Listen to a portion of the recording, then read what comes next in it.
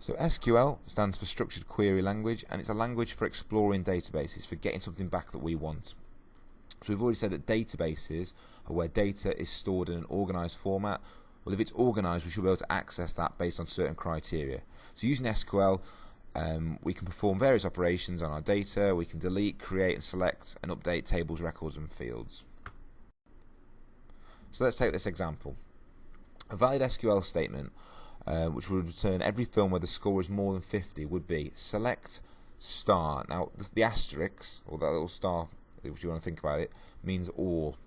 So select all from films, because films is the name of this table, where RT score, the Rotten Tomatoes score, is greater than 50, and order by film in descending order. So you can see how that's constructed. You've got your select statement, what do you want? So I could just select just the director field or just the year field, but I want to select all. From is what table it's in, and where is the condition. So the director and year of the film of every film made before 2000. Again, I'd want to select all from which table I want, and what's my condition, where every film made before 2000 would be something like this. Select director, that's the only thing I want. I don't want all this time. And year. Select director and year, that's all I need. From films, which is the name of the table, where the year is less than 2000, order by year in ascending order. And these are some of the operators that we commonly use. Now we'll see these all the time. You see them in programming. Equal to, not equal to, less than, equal to and less than and equal to, is null. So no data, not the same as value. So is null, it means there's no data for it. Is not null, it has data. And or.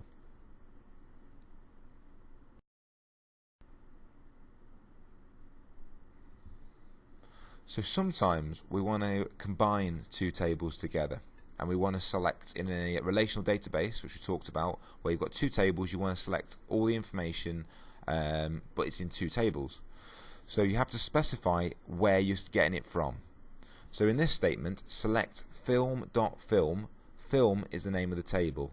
Filmography is the name of the table, and we want that field in that table.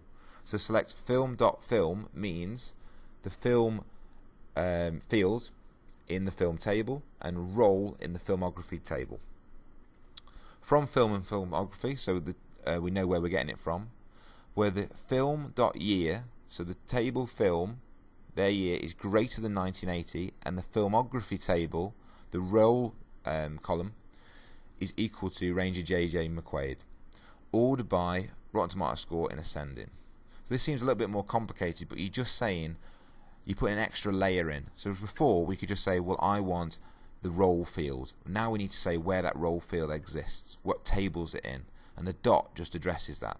So film.film means the film column of the film table. Filmography.role means the role column of the table called filmography.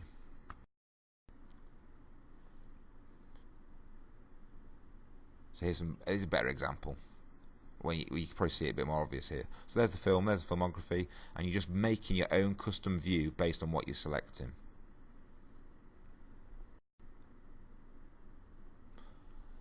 So we've talked about how we can search for data using SQL. We can always put data into it and make tables. So create a table called films.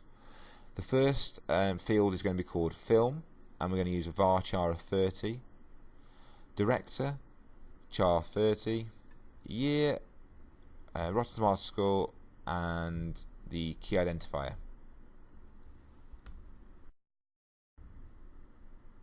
What does all that mean? Varchar indicates that the string of characters of variable length. So varchar 30 means up to 30. Char indicates a string of characters of a fixed length, so you can't go past 30. If it says char, it means it has to be that length, or that's the maximum length it can be. So a char of 10 means you've only got 10 characters to play with. Varchar means up to them, and it pads the rest. Int indicates an integer. Identity identifies the column as being the primary key, and we talked about primary key before. Each table has to have a primary key identifier. Null means the field can be left blank if desired.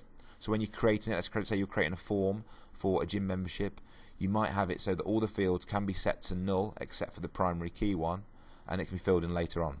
Not null indicates it's a required field. So you'd usually set your primary key to not null because it has to have something in it.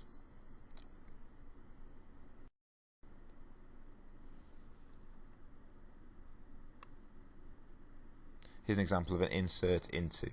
In the exam, they're probably not going to ask you this. They'll probably ask you a create or a select one, but this is how you do it. So insert into the films table. You want to insert in this order. So the first column would be film, director, year, RT score, and then the values follow the same order. So film, Way of the Dragon, director, Bruce Lee, year 1972, RT score 100.